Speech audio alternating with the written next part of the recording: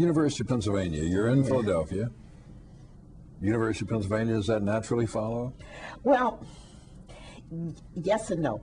Working for the University of Pennsylvania, working for the University of Pennsylvania was, you asked me about people who have been influential in my life, and I named my parents. Let me name the other people. Dr. Charles Ray at North Carolina Central, Dr. Helen Edmonds at North Carolina Central, and the man who is now Ambassador Horace Dawson, who was the advisor to the newspaper at North Carolina Central. In Philadelphia, and for the rest of my life, Dr. Howard Mitchell, who was, at the time that I went to work for the Gray Areas Project, the deputy director. Sam Dash, the lawyer who, Sam was the director, and Howard Mitchell was the deputy director. And I came on as initially a planner and then became assistant associate director. Howard Mitchell then went back to the University of Pennsylvania because he was a tenured professor there. He was doing this because he was such a brilliant man. And I worked around Philadelphia for a while, but then I have always wanted to reflect on what I've done. And I worked for PCCA, and then I went to work for for Model Cities. Then it had morphed into Model Cities. And I did that troubleshooting. I really was hired by Washington. I wasn't hired by a regional office in Philadelphia.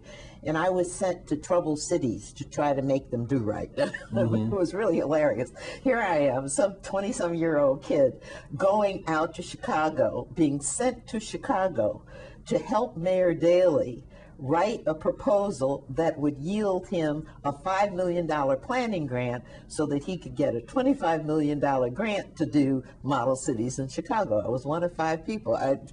It was just really uncanny because I had never been to Chicago before.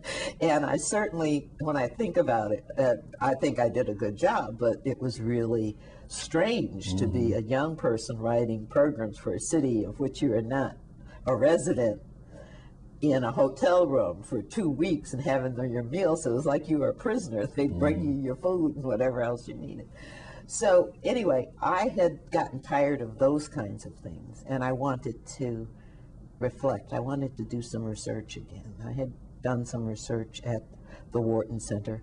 One of my mentors was Claudia Grant, social worker, the Wharton Center, and the other I should mention was Bill Meek. I think you may know Bill Meek, real civil rights activist. Yeah, I think so. Bill and his wife Sylvia, both of whom are no longer living.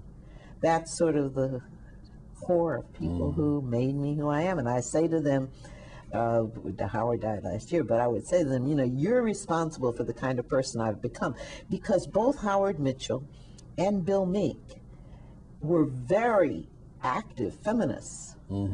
And they took the same position my father had taken. Look, if you've got the skills and you've got the courage, do it. Nobody should stop you from doing it because you're a woman. And I would tell them, well, you know, when people come and complain to you about how difficult I am, you just take responsibility for it because it's your fault. Anyway, Howard was back at Penn. And I called them up and I said, you know, I really need to get out of this. I really need to do some research. What's over there? He said, my Human Resources Center here in the Wharton School. Come over here and do some research with me. I said, well, I sort of want to work on my PhD. He said, fine, I'll be chair of your committee. Come on over, let's get you going. So I was there. I finished my work. I finished my coursework, finished my prelims, and designed a dissertation, which I didn't do. I did a different dissertation. Before I left Penn, I went to Penn in 1970, and I was there working with Howard at the Human Resources Center and teaching in the City and Regional Planning Department and taking courses. And then I got a call from Jerry Lindsay, who was the dean of the School of Architecture and Planning at Howard University.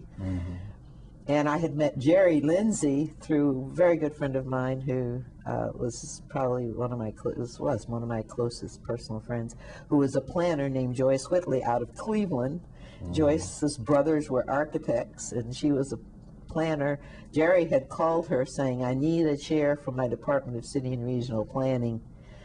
Do you have anybody in mind? Because Joyce was in the private sector. He knew she wasn't going to come. She said, why don't you call up Yvonne? And he called me up, and I left Philadelphia and went to Howard, served as chair of the Department of City and Regional Planning until Pat Harris sent Bob Embry to invite me to be Deputy Assistant Secretary because I had had interface with her. And I was doing what I've always done, which is writing, speaking out, the confrontation with the editors and the editorial board of the Washington Post about how poorly they were treating and representing African Americans that I told about earlier, with Vernon Jordan and Carl Holman, and sitting down Eddie Williams saying, you've got to stop this.